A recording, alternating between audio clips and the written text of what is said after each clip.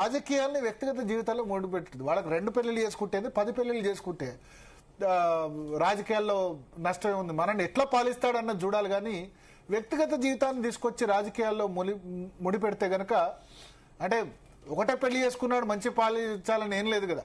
ఒకటే పెళ్లి చేసుకొని ఏమంటారు 10 సంబంధాలు పెట్టుకుంటే కరెక్టా? పవన్ కళ్యాణ్ అదే క్వశ్చన్ చేశాడు. పవన్ కళ్యాణ్ అదే క్వశ్చన్ చేశాడు. నేను ఒకటే పెళ్లి చేసుకుంటా, నాకేం స్టెఫనీ లేదు కదా అని చెప్పి కూడా ఇదివరకు కామెంట్ చేసిన సందర్భం ఉంది. సో ఇక్కడ విజయ్ త్రిష ప్రార్థనలు ఫలించాయి. మోస్ట్లీ జంజీ ఓటేశారు.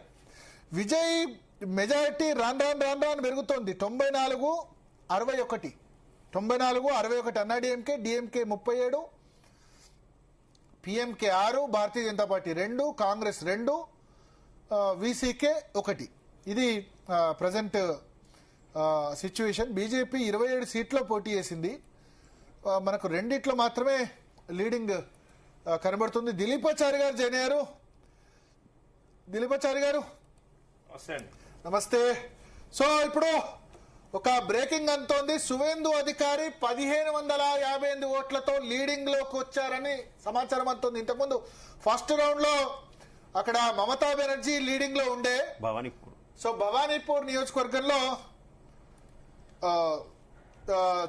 సువేందు అధికారి ఇప్పుడు 1558 ఓట్లతో ఆధిక్యంలోకి వచ్చారని సమాచారం అంతోంది. దిలీపాచారి గారు, ఎలక్షన్ కమిషన్ ట్రెండ్స్ ఒకసారి వెస్ట్ బెంగాల్ చెప్తాను. 76-41, 76 బీజేపీ, తృణమూల్ కాంగ్రెస్ 41. సార్, ముందుగా ఈరోజు భారతదేశ వ్యాప్తంగా జరిగిన ఎన్నికలు. ఎందుకు భారతదేశ వ్యాప్తంగా అంటే ప్రాంతానికి రాష్ట్రం ఉంది. ఇప్పుడు 5 రాష్ట్రాలు 5 ప్రాంతాలే దాదాపుగా.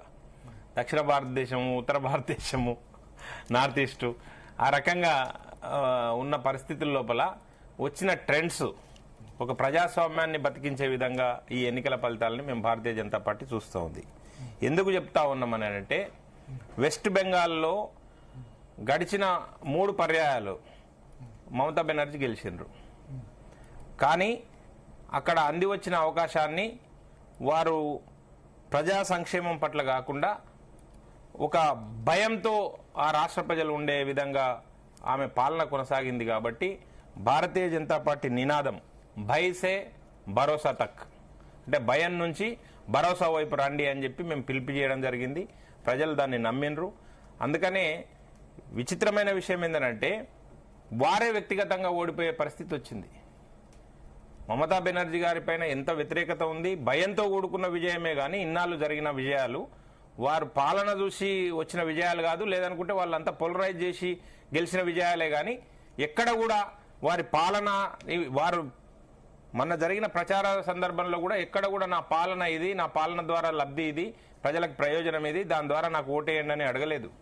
మా భారతీయ జనతా పార్టీ అధికారంలోకి వస్తే చేపలు తిననియరు, లేదనుకుంటే మీ పౌరసత్వం పోతుంది, మీకు ఇక్కడ ఉండనియరు, మిమ్మల్ని పంపించేస్తారు.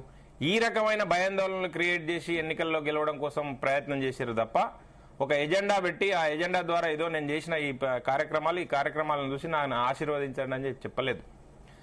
దానికి తోడు అదేవిధంగా తమిళనాడు చాలా విచిత్రమైన విషయము. నాకు తెలిసి ఇది ఒక పొలిటికల్ బ్లాస్ట్, రాజకీయ విస్ఫోటనం జరిగింది. అక్కడ ఒక కొత్త రాజకీయ పార్టీగా ఎమర్జ్ అయింది.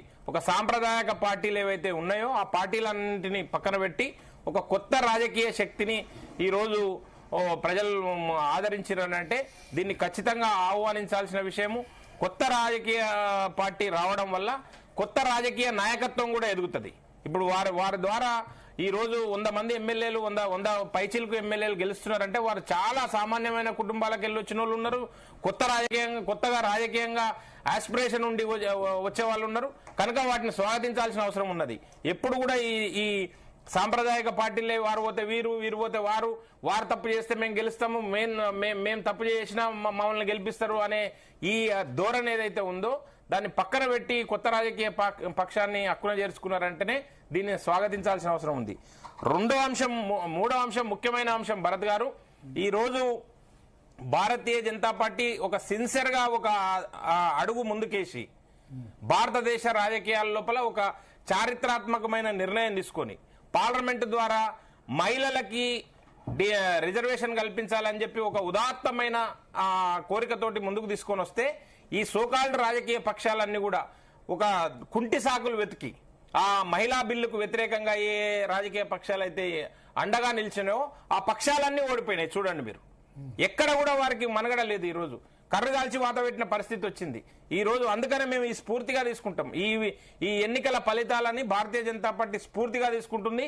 రాబోయే రోజుల్లో మళ్ళీ అతి తక్కువ సమయం లోపలనే మహిళా బిల్లు ప్రవేశపెట్టడం కోసం దాన్ని సాధించి తీరుతామని చెప్పి ఈ సందర్భంగా తెలియజేస్తున్నాం. ఎందుకనంటే భారతీయ జనతా పార్టీ రాజకీయ ప్రయోజనాల కంటే ముఖ్యంగా ఒక ఆత్మాభిమానంతో మహిళలు ఉండాలి ఈ దేశంలో అని చెప్పి ఏదైతే ఒక కార్యక్రమాన్ని తీసుకొని వచ్చిందో దాన్ని వ్యతిరేకించి మీరు ఏం మూట కట్టుకున్నారు?